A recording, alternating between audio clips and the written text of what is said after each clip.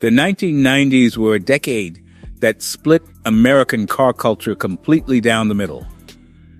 On one side, you had an industry that had spent most of the 1980s either apologizing for itself or hiding behind horsepower numbers that had quietly underreported to keep the insurance companies calm.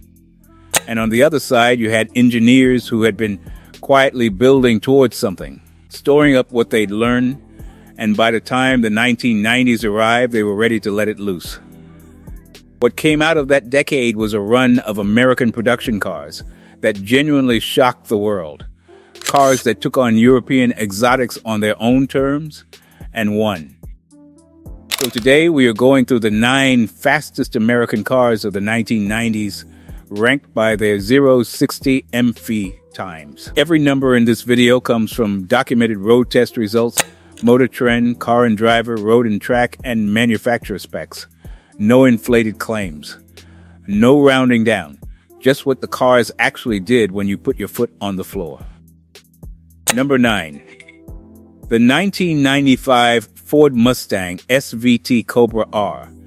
When most people think 1990s Mustang, they think of the GT. The base pony car sitting in dealership lots across America in every color Ford made.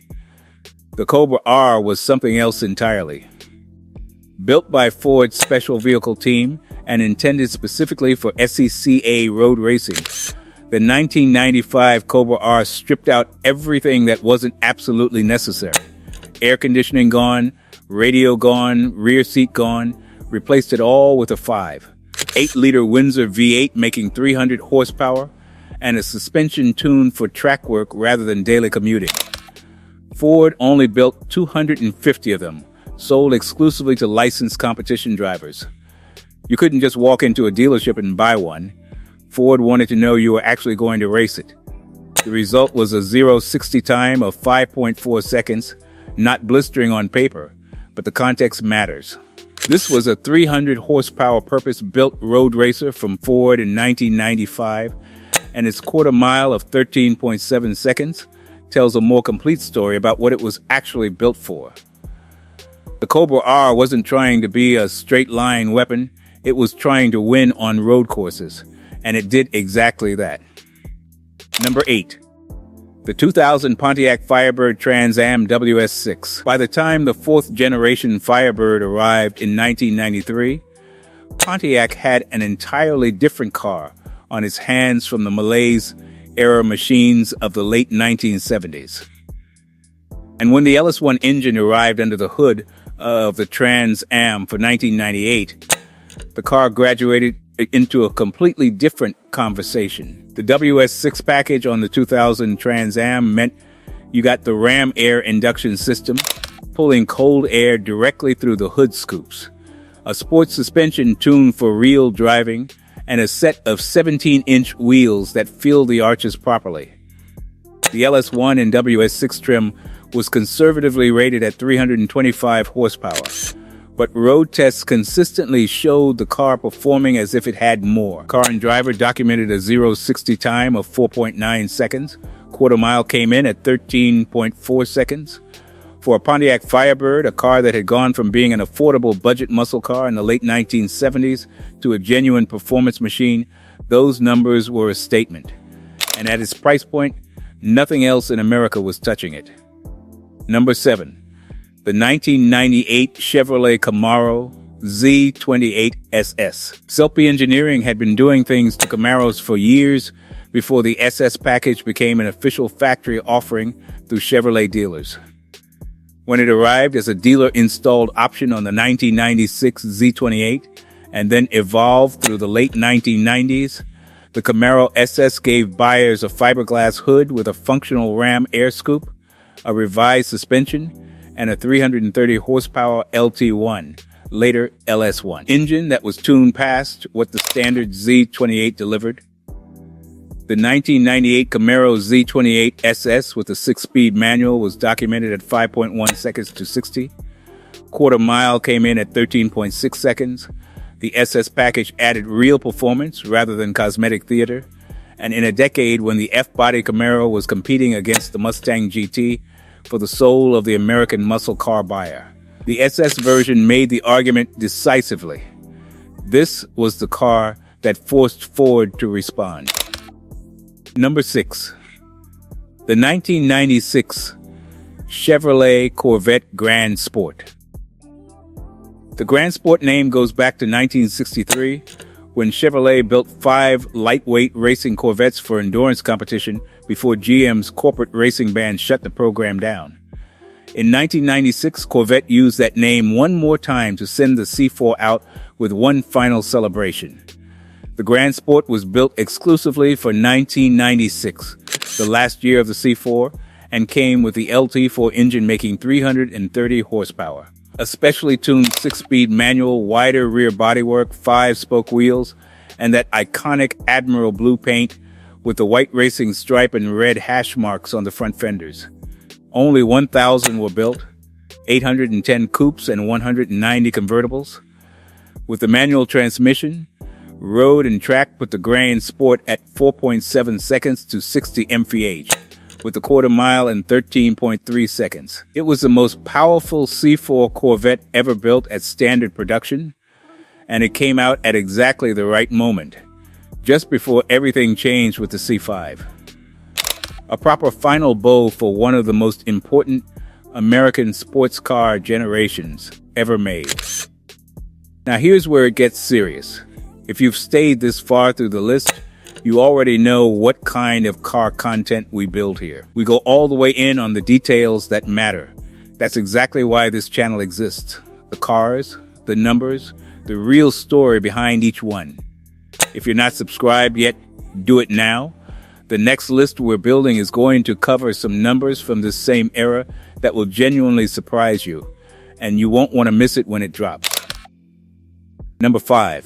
The 1997 Chevrolet Corvette C5. When Chevrolet finally replaced the C4 with an entirely new Corvette for 1997, the result was immediately recognized as one of the most significant American sports cars ever built.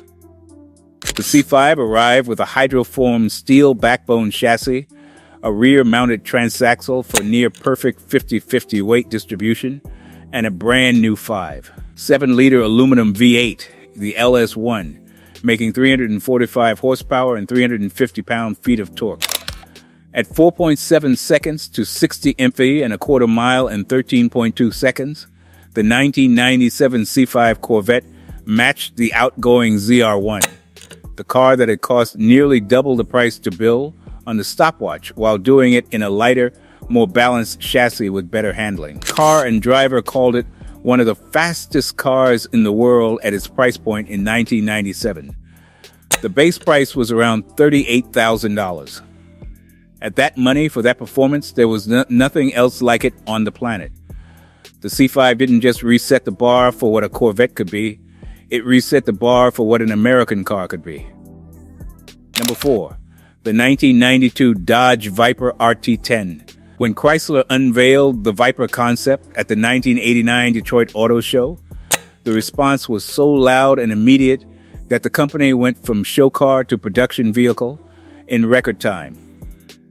The 1992 RT10 Roadster that arrived in showrooms was the rawest, most uncompromising car that an American manufacturer had built in a generation. An 0-liter V10 engine making 400 horsepower and 465 pound-feet of torque made it to a 6-speed manual sitting in an aluminum and composite body with no stability control, no traction control, no ABS, and initially not even roll-up windows or exterior door handles. It was a car that demanded respect and punished drivers who didn't give it any. Car and Driver's famous 1992 road test put the Viper at 4.7 seconds to 60 mph. Motor Trend recorded 4.6. The quarter mile came in at 13.3 seconds. This was not a refined car by any measure. It was a statement, a signal that American manufacturers still knew how to build something that would make your pulse rate climb before you even turned the key. Number 3. The 1990 Chevrolet Corvette ZR1. The ZR1 is the car that changed the conversation permanently. Chevrolet had spent much of the 1980s watching European manufacturers mock the Corvette, calling it a car with muscle car power and economy car refinement. The ZR1 was the direct response to that. Developed with Lotus Engineering in England and built by Mercury Marine in Stillwater, Oklahoma, the ZR1's LT5 engine was a 7-liter all-aluminum 32-valve dual overhead cam V8, making 375 horsepower at launch, bumped to 405 in 1993. It was hand-assembled to tolerances that American production engines simply didn't hit in that era.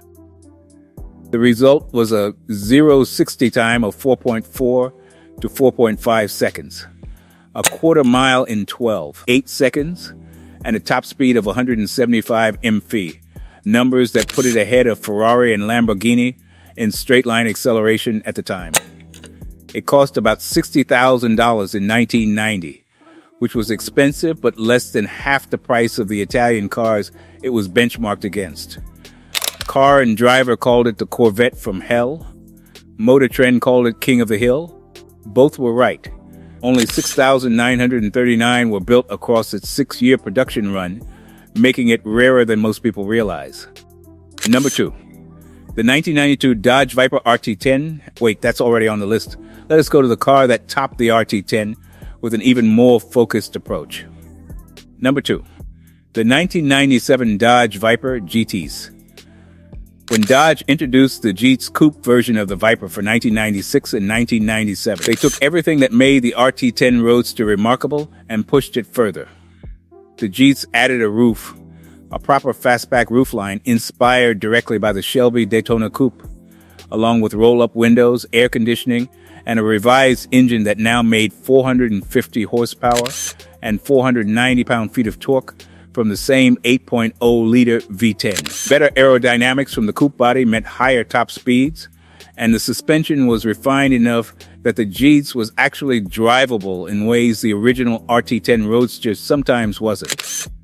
Motor Trend recorded 0-60 in 4.0 seconds flat for the GTs. Quarter mile came in at 12.2 seconds. Top speed was electronically limited to 185 mph, though the car was clearly capable of more without the limiter. The Jeets also had a breakout moment in motorsport. A GT won its class outright at the 24 Hours of Le Mans in 1998, taking on and defeating purpose-built European GT machinery on European soil. It was the first time an American production car had done that in decades. The Viper GTS in 1997 was genuinely one of the fastest production cars on the planet, regardless of country of origin. Number 1. The 1999 Callaway C12. This one requires some explanation, because most people have never heard of it. Callaway Cars has been building modified Corvettes since the late 1980s, turbocharged versions, supercharged versions, cars that took GM's already impressive performance hardware and pushed it substantially further. The C12, introduced in 1998 and produced through 2001, was something different. It wasn't a modified Corvette. It was an entirely custom car that happened to share its roof panel, windshield, door handles, and basic interior structure with the C5 Corvette. Everything else, the bodywork, the suspension, the brakes, the engine, was Callaway's own work. The body panels were fiberglass, carbon fiber, and Kevlar. The suspension was completely bespoke.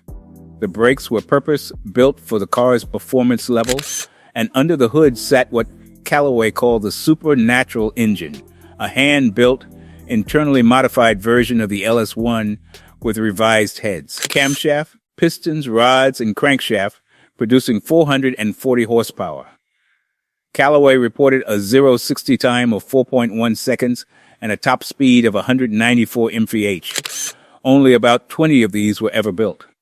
Customers included Dale Earnhardt Jr., Rick Hendrick, and Otis Chandler.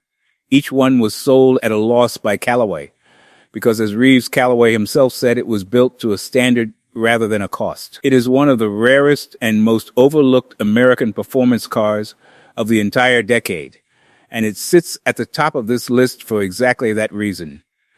Those are the 9 fastest American cars of the 1990s. A decade that started with everyone writing off American performance and ended with the Viper taking a class win at Le Mans. The Corvette C5 matching exotic Europeans at a fraction of the price, and a small custom shop in Connecticut building a 194 MF hand-assembled supercar that almost nobody has heard of. Not a bad 10 years. Drop the one that surprised you most in the comments, and if you're the kind of person who watches a video like this all the way to the end, then you already know this channel is where you want to be. Make sure you're subscribed so you actually see the next one when it goes up.